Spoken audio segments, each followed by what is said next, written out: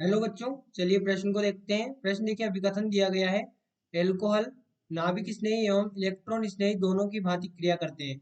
कारण दिया गया है, एल्कोहल सक्रिय धातुओं जैसे सोडियम, पोटेशियम एवं एल्यूमिनियम के साथ क्रिया करके संगत एल्कोक्साइड व हाइड्रोजन प्रदान करते हैं। विकल्प आ दिया गया है, ए और आर दोनों सत्य है और आर एक ही सही व्याख्या है। विकल्प ब दिया गया है, ए और आर दोनों सत्य है लेकिन आर एक ही सही व्याख्या नहीं है। विकल्प स दिया गया है, ए सत्य है लेकिन आर असत्य है। विकल्प द दिया गया है, ए असत्य है लेकिन आर सत्य है। विकल्प ई दिया गया है, ए और आर दोनों असत्य है। देखिए यहाँ पर हम बात करें प्रश्न की मुख्य अवधारणा की। मुख्य अवधारणा, देखिए जो नाभिक स्नेही होते हैं, नाभिक स्नेही, इनमें क्या होती है, इलेक्ट्रॉन की अधिकता। अधिकता तो इसको यहाँ पर हम किस प्रकार से प्रदर्शित करते हैं, न्यूक्लियोफाइल माइनस।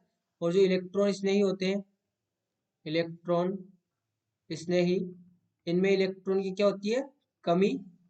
इसको हम किस प्रकार से प्रदर्शित करते हैं, ई प्लस।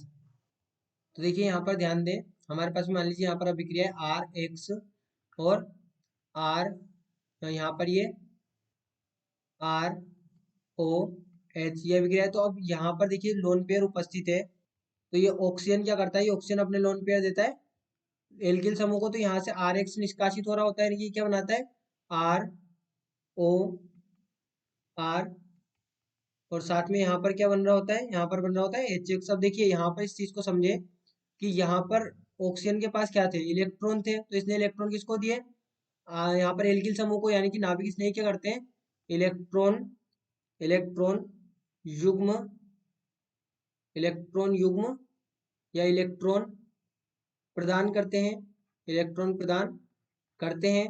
तो ऑक्सीजन पर क्या है, इलेक्ट्रॉन युग्म, यहाँ पर इलेक्ट्रॉन युग्म में इसमें इलेक्ट्रॉन की अधिकता है, तो इसने अपने इलेक्ट्रॉन क्या किए, यहाँ पर प्रदान किए। तो यहाँ पर ऑक्सीजन जो है किसकी तरह कार्य कर रहा है, नाभिक नाभिक स्नेही। वहीं पर देखिए, यदि हम यहाँ पर बात करें CH3OH, जब इस पर HBr की क्रिया करेंगे, H प्लस Br माइनस यहाँ पर होगा, H प्लस Br माइनस, तो ये H प्लस किससे क्रिया करेगा, OH से, OH पर जाकर जुड़ेगा, तो ये क्या बनाएगा, CH3OH प्लस।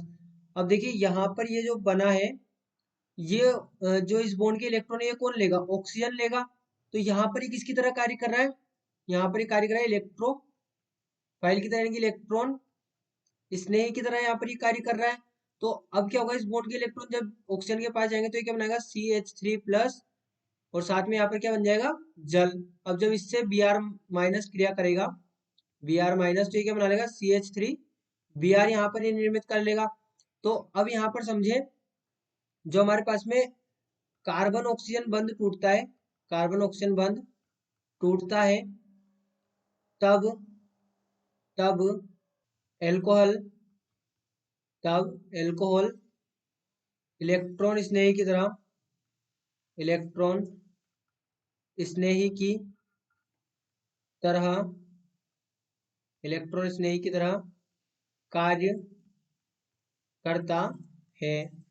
तो अब यहाँ पर देखिए, हम प्रश्न की ओर चले, तो प्रश्न में क्या दिया है, एल्कोहल नाभिक स्नेही और इलेक्ट्रॉन स्नेही दोनों की भांति कार्य करता है। देखिए यहाँ पर ये कार्य करता है दोनों की भांति। दूसरा दिया गया, एल्कोहल सक्रिय धातुओं जैसे सोडियम, पोटेशियम, एल्यूमिनियम के साथ क्रिया करके संगत एल्कोक्साइड और हाइड्रोजन प्रदान करता है। तो यहाँ पर देखिए, जो हमारे पास में एल्कोहल है CH3OH, ये किससे क्रिया करेगा, जब सोडियम से क्रिया करेगा, तो ये क्या बनाएगा, CH3O माइनस Na प्लस, और साथ में यहाँ पर क्या बन जाएगा, यहाँ पर H प्लस निष्कासित होगा, और H प्लस निर्मित यहाँ पर क्या बनाता है, हाइड्रोजन।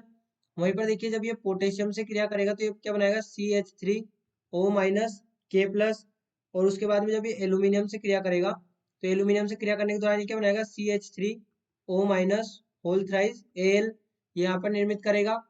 अब देखिए, यहाँ पर जो कहा गया था एल्कोक्साइड और हाइड्रोजन प्रदान करता है, तो ये तो हमारे पास में एल्कोक्साइड हो गए सारे, एल्कोक्साइड एल्कोक्साइड, और साथ में जो H प्लस बनाएगा कहीं परिवर्तित हो जाएगा हाइड्रोजन में, यानी कि ये भी हमारा जो कारण दिया गया है ये भी सत्य है।